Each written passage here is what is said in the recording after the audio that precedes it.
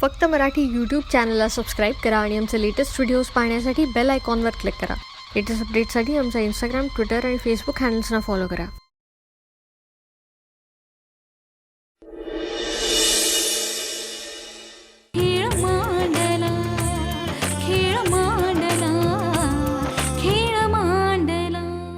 आता कुणाला बी काय बी नाही सांगायचं. चल.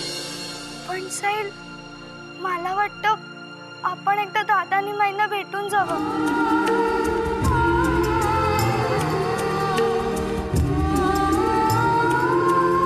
अरे गेस्ट रूम मध्येच मी त्यांना शोधलं, ते कुठेही सापडले नाहीत. मला ते इथे नाही आहेत. अरे पण मी त्यांना तिकडेच पाठवलं होतं. मग गेली कुठे? दादा मी काय म्हणतो, पोरं म्हणतात मुंबईला जाऊया तर नेतो की त्यांना. लेखा आणि साहिलला म्हणा आम्ही ताबडतोब बोलवलंय. त्यांच्याशी काही महत्वाचं बोलायचंय. काल काय घडलं ते विचारायचं होतं त्यांना, पण ते इकडे दिसत नाहीत. कुठे आहेत कुठे ते? म्हणजे ते इथे नाहीयेत. दादा, माई, लेखा आणि साहिल दोघेही त्यांच्या खोलीत नाहीयेत. काय?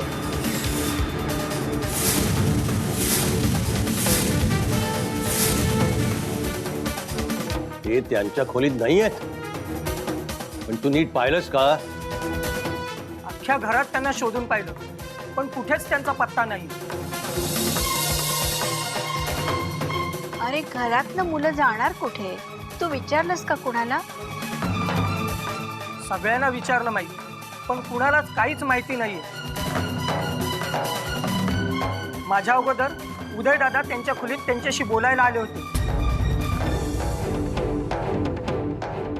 पण त्याआधीच ही दोघंही पोरं खोलीतनं निघून गेली होती. काय?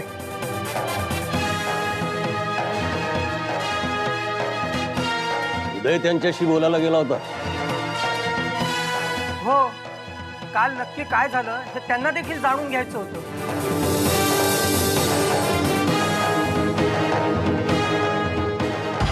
ठीक आहे, आम्ही बघतो काय करायचं ते. तू निघ. ठीक आहे दादा. अहो, ही मुलं खरंच घरातून निघून गेली की काय? नक्कीच ही मुलं नक्कीच घरातून निघून गेली आहेत. छे, काल जे काही घडलं त्याचा त्यांच्या मनावर खूप परिणाम झाला असणार. माझं चुकलं. मी रात्रीच त्यांच्याशी बोलायला हवं होतं. त्यांच्या मनावरचा ताण कमी करायला हवा होता. ही मुलं घर सोडून गेली आहे याचं कारण फक्त त्यांचा मानसिक ताण नाही आहे. असं काहीतरी घडलंय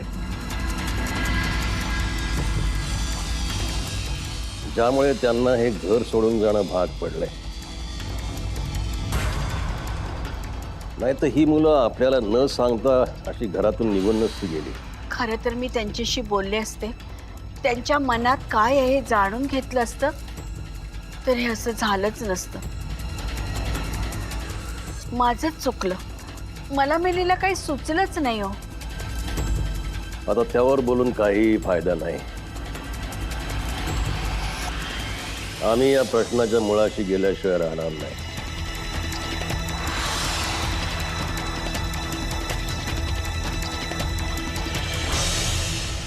ते सगळं खरं आहे. हो, पण आता या मुलांना आपण शोधायचं कुठे? आम्ही तोच विचार करतोय.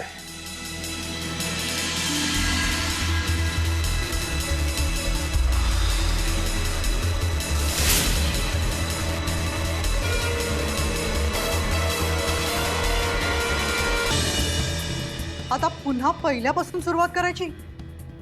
आयुष्यभर त्या मुलांच्या मागे वणवणच करत राहायचं का? सगळं सोडून त्या साहिलसाठी आपण इथे नाशिक पर्यंत आलो. काय झालं? नुसती फरफड झाली. आणि आता तर हातातोंडाशी आलेला घासही उधळला गेलाय. माईला येड कुत्र चावलं होतं आम्हाला म्हणून यांच्यावर विश्वास ठेवला आणि चंद्रीला गमावून बसलो. आता झाला ना विस्कोट समजा. आता कुठे शोधायची तिला? बोला की. अरे उदय, तो साहिल फार महत्वाचा होता रे आमच्यासाठी. आणि तो जर आता वाचला ना तर जीवावर उधार होऊन खेळलेला हा डाव आमच्याच अंगाशी येईल. समजतंय मला, सगळं समजतंय. काय समजतंय?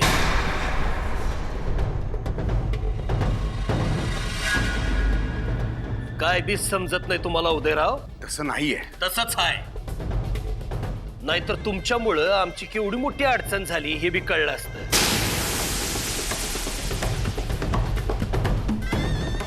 नाहीतर चंद्रीच्या बाबतीत एवढं गाफील राहिला असता होय तुम्ही? ती आमची बायको आहे उदयराव. उद्या तुमची बायको पळाली तर? गोष्टी भलत्या थराला चालल्यात. वाटेल ते काय बोलताय? बराबरच बोलतोय मी. तुम्ही केवढी मोठी घोडचूक केली आहे हे तुम्हाला कळावं यासाठी बोलतोय. बास बास. म्हणजे मला समजतंय की ती मुलं पळून गेली, ह्यात माझी चूक आहे. पण आता आरडाओरडा करून काय उपयोग आहे का? आहे ती परिस्थिती स्वीकारायला नको?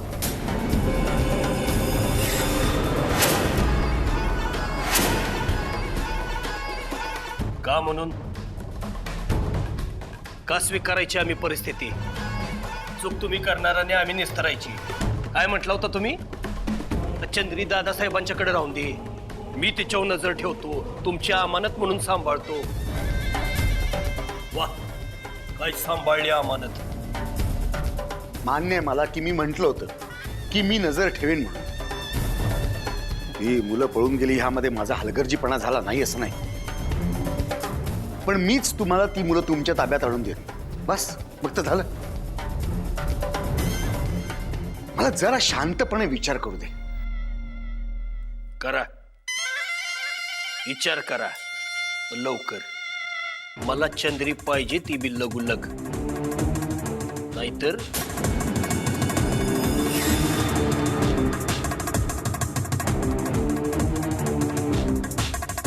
नाहीतर उदयराव, तुमची एक लई महत्वाची गोष्ट माझ्या मुठीत बंद आहे. ध्यानात आहे ना? जर माझी मूठ मी दादासाहेबांच्याकडे जाऊन उघडली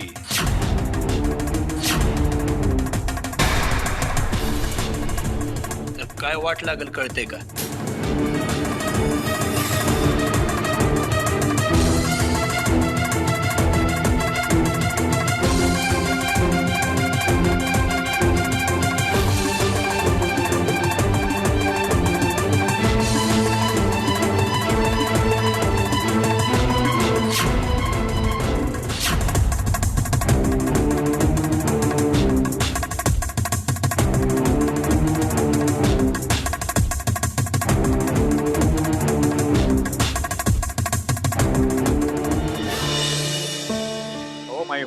अजिबात काळजी करू नकोस.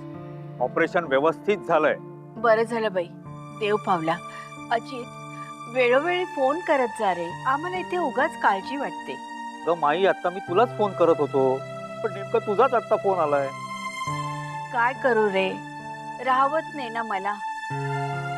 तिकडे सानिका हॉस्पिटलमध्ये आहे आणि इथे या 2 पोरांनी जीवाला घोर लावलाय. कोण? साहिल आणि लेखा? हो. त्यांचं काय झालंय? मला वरुण तर म्हणाला की उदय त्यांना दोघांना घरी घेऊन आलाय. हो रे, उदय त्यांना घरी घेऊन आले, पण आज ती मुलं परत घरातून गायब झाली. म्हणजे? दादांना ना त्यांच्याशी काहीतरी बोलायचं होतं म्हणून श्यामला त्यांनी बोलवायला पाठवलं. तर त्यांनी येऊन सांगितलं की ते त्यांच्या रूम मध्ये नाहीच आहेत आणि घरातही कुठे नाहीत रे. अशी कुठे जाणार ती?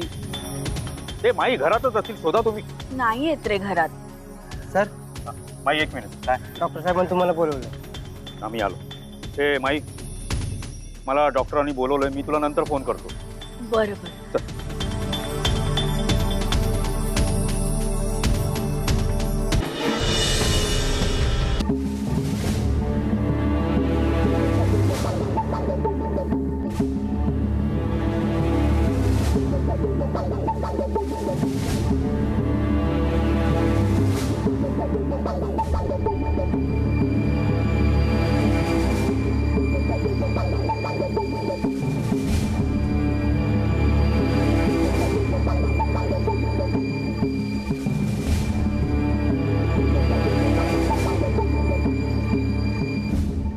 जे आहे ते असं आहे. मी तुम्हाला सांगितलं कारण आत्ता सांगितलं नसतं आणि नंतर जर याचे परिणाम दिसायला लागले असते तर त्यावेळी बसलेला धक्का खूप मोठा असता. मला तुम्हाला अंधारात ठेवायचं नाहीये. डॉक्टर पण मला माहिती आहे अजित साहेब की हे सगळं पचवायला खूप कठीण आहे, पण जे सत्य आहे ते आपल्याला ऍक्सेप्ट करायलाच पाहिजे ना. बाबा सांभाळा स्वतःला. हो रे, मला एक कळत नाहीये हे मी सगळं समीराला कसं सांगू. पण सांगावं तर लागेलच ना, कारण काहीही झालं तरी त्या आई आहेत सानिकाची. म्हणून भीती वाटते. तिच्या मुलीला जे झालंय हे जर का तिला कळलं, नाही सहन करू शकणार ती. अहो लपवून किती दिवस ठेवणार होता आपण. डॉक्टर म्हणतायत त्याप्रमाणे कधी ना कधी तिला हे सगळं कळणारच आहे ना. That's true. कारण कधी ना कधी याचे सिम्पटम्स दिसायला लागतीलच. पण नक्की कधी तेच तर आत्ता सांगता येत नाही ना.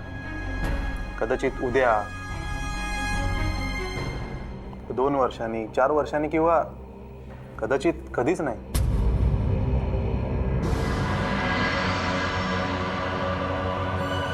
तिला जर हे कधीच कळलं नाही तर ती चांगली गोष्ट आहे. पण जर डॉक्टरांच्या म्हणण्याप्रमाणे पुढच्या 4-5 वर्षात तिला जर का हे कधीतरी कळलं आणि हे जर अचानक कळलं तर तेव्हा जो धक्का बसेल तो किती प्रचंड असेल याची आपण कल्पनाच न केलेली बरी. नाही, पण तिला सांगणार मात्र मीच. वरुण, समीराला आत्ता नको सांगूया. योग्य वेळ बघू आणि मग शांतपणे सांगू.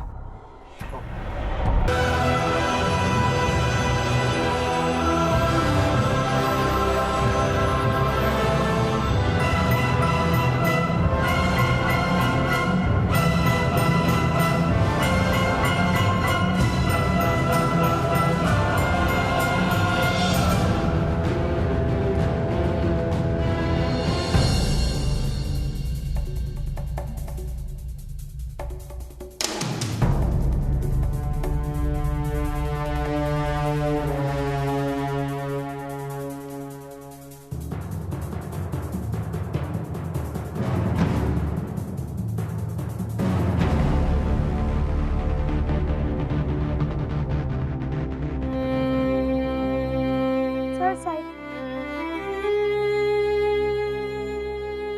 ताई, मला खूप भूक लागली आहे.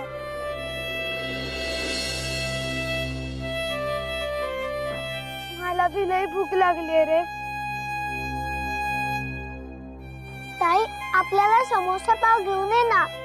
माझ्या पोटात दुखायला लागलंय. ताई प्लीज आण ना. बघते मी. तू थांब इकडं. काय काय काय पाहिजे तुला? दादा, समोसा पाव द्या ना. समोसा 14 रुपये दे. माझ्याकडं पैसे नाही आहेत. पैसे नाहीये तुझ्याकडे? मग काय फुकट खायला आलीस इथे? गाडी कुठची? चल फुट येतो.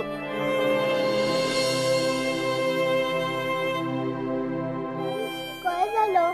अरे आपल्याकडे पैसे नाही आहेत ना, म्हणून ते नाही म्हणले. ताई, मला भूक सहन होत नाही. काहीतरी कर. साई, तू रडू नकोस. रडू नकोस तू. मी बघते काय करायचं ते. हा,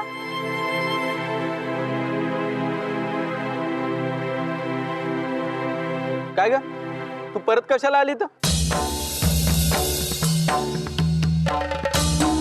दादा द्या ना समोसा पाव. तुम्ही तुमचे लय उपकार होतील. ये तुमच्यासारख्या भिकारड्यांना पोचायला इथं बसलोय मी. जागा इथनं उगा धंद्याची खोटी नको करू. दादा त्या नाव ना तुमच्या पाया पडते. माझा भाऊ तिथे रडतोय. त्याला लय भूक लागली आहे. खायला काय खटखट आहे. दादा ना तुमच्या पाया पडते हो. हे पनवती जागा इथून का देऊ एक धपाटा. दादा एवढी रडते तर आपण तिला बोनीचा समोसा देऊ ना. तसा तर आपण कुठे विकतोय. घे का पोरी जा. आता आलीस परत आलीस तर याद राख. चल फुट येतो.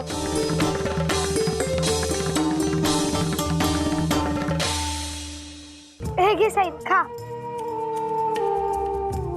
साईद तुला पण भूक लागली आहे ना. धर.